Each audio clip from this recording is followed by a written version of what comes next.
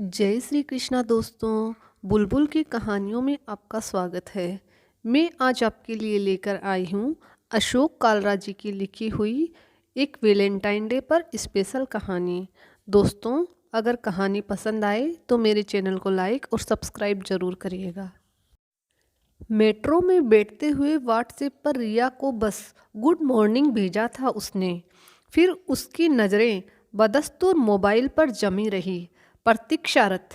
पहले message deliver हुआ, पहले एक टिक का निशान, फिर दो नीली धारियाँ। मैसेज पढ़ लिया है उसने। फिर उसे एक मैसेज मिला, ये वक्ते मोहब्बत है, कहिए आपकी नज़र में क्या है। मोहब्बत? हमारा आगे का सिलसिला आपका जवाब ही तय करेगा। वह सोच में पड़ गया, सोचता रहा, फिर लिखा, पूछे कोई जो मुझसे, मोहब्बत क्या चीज़ है। दो लफ्ज़ों में कह दूं, जिंदगी की तमीज़ है। ये भेजते ही वाओ के इमोजी और वाह ज़बरदस्त के साथ था एक सवाल, क्या ये शेर आपका है? जी, अभी लिखा है, हालातों के मद्देनज़र। फिर तालियों के साथ उसने अपनी लोकेशन भेजी और पूछा, आप कितनी देर में पहुंच सकते हैं। ये पढ़ते ही उसका दिल तेजी से धड़कने लगा, क्योंकि ये उसकी कल्पना से परे की बात थी। अभी जुम्मा हफ्ता भर पहले ही तो रिया का नंबर लिया था उसने। उसकी माँ की सहेली की बेटी थी वह। बाजार में दोनों मिले थे, अपनी अपनी माँओं के साथ। अभी तो वह बहुत ज़रूरी काम से जा रहा था। नहीं आ सकते तो कोई बात नहीं। उसका रिप्लाई न देखकर रिया का ही मैसेज आया। फिर उसने जैसे कुछ तय कर लिया, पहुंच जाऊंगा आधे घंटे में। मैसेज भेजने के बाद गहरी सांस लेकर गहरी सोच में डूब गया। जीवन कितना अनिश्चित है। कितने लोग जो पाना चाहते हैं पाते हैं। ये भी एक ऐसा ही मोड़ था। उसे जाना तो कहाँ था और जा कहाँ रहा था। देखें कितना घुमाता है जीवन का घुमाव। दी गई लोकेशन पर बस 20 मिनट में ही पहुंच गया, लेकिन वह तो किसी और लड़के के साथ थी। उसे तुरंत पूर्व अनुभवों ने मायूस कर दिया। उसके साथ हमेशा ऐसा ही होता आया था। उसके हाथ में मोहब्बत की लकीर ही ना थी। वह छिपकर उन्हें देखने लगा। एक ही मिनट में उसे एहसास हो गया कि वह लड़का रिया से कुछ ज़बरदस्ती कर रहा था। लोग सड़क पर गुजर रहे थे, लेकिन वह उसको खींच रहा था और रिया उसे परे धकेल रही थी। वह लपक कर उसके पास पहुंच गया। छोड़ो इसे, उसने लड़के के हाथ से रिया का हाथ छुड़ा दिया। तू कौन बे, मजनू की औलाद।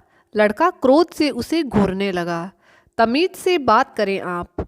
उसने अब ध्यान दिया तो पाया कि वह उससे बहुत लंबा चौड़ा था। तमीज़ सिखाएगा तू मुझे।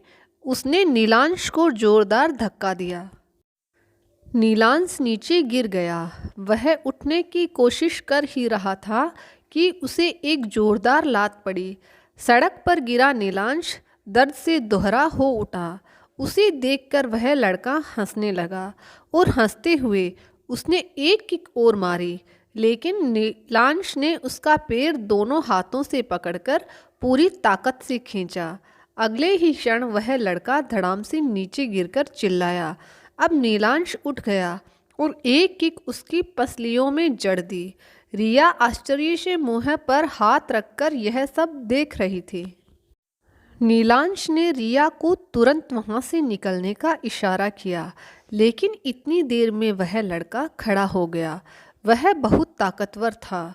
उसने बिना कोई मौका दिए नीलांश का हाथ पकड़कर मरोड़ दिया। फिर उसने पीछे होकर दूसरे हाथ से एक घूंसा नीलांश के चेहरे पर मारा।